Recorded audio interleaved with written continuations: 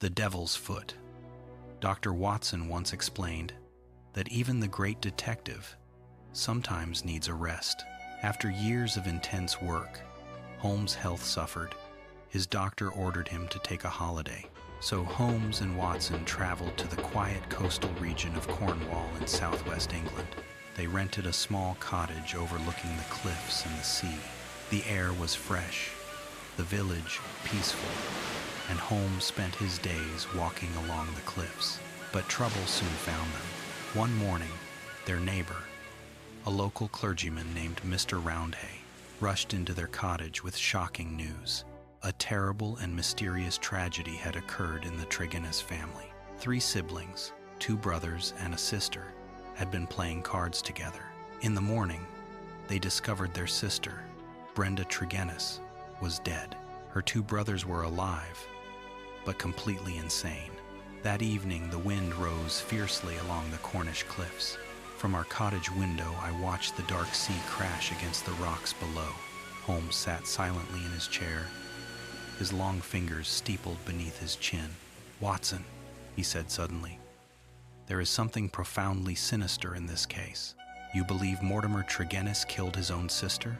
I asked. Holmes: "Yes, yet something still troubles me." He stood and paced the room. "Consider the circumstances. Mortimer leaves the house early. Later that night, the others are found stricken with terror. Yet Mortimer himself is perfectly unharmed." Holmes stopped at the window and stared into the darkness. "But here lies the true puzzle," he said quietly. "If Mortimer used the devil's foot poison, how did he avoid breathing it himself?" Before I could answer, a sudden knock rattled our door. When I opened it, a terrified villager stood at the door. "Another strange thing has happened," he whispered. "Lights were seen moving in the Tregennis house, though no one lives there now." "Come, Watson," he said. "It seems our ghostly visitor has returned." We arrived at the Tregennis house shortly after midnight. The wind moaned through the trees as Holmes forced open the door. Yet the moment we entered where Brenda had died, an icy chill ran through my body. The card table still stood where it had been found. Holmes raised his lantern. The lantern revealed a shadow at the far end of the corridor. "Who's there?" Holmes demanded. The figure turned suddenly and fled. Holmes rushed outside, but the darkness swallowed the stranger completely. When Holmes returned, "Not a ghost after all," he said calmly. "You saw who it was?" I asked.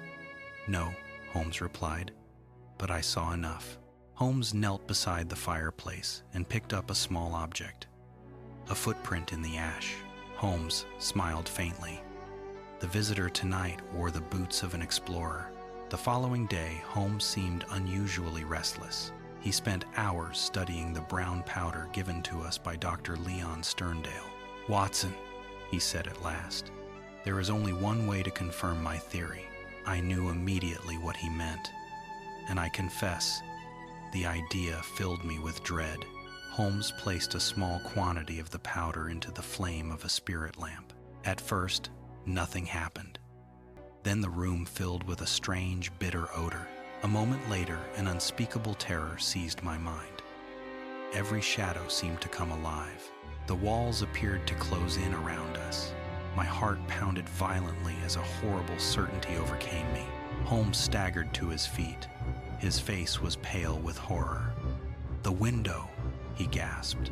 With the last of his strength, he flung it open. Cold sea air rushed into the room. The nightmare vanished instantly. Holmes collapsed into a chair. "That, Watson, is the devil's foot." Even Holmes, the bravest man I have ever known, was trembling. That evening, Holmes sent a message requesting Dr. Sterndale to visit us. Dr. Sterndale arrived shortly. His powerful face was grim. Holmes studied him carefully. "Dr. Sterndale," Holmes said quietly, "did you love Brenda Tregennis?" The man started violently. "How dare you?" Holmes raised a hand. "You returned secretly from Africa when you heard of her death. You learned that Mortimer had murdered her using the devil's foot poison." Dr. Sterndale's face turned pale.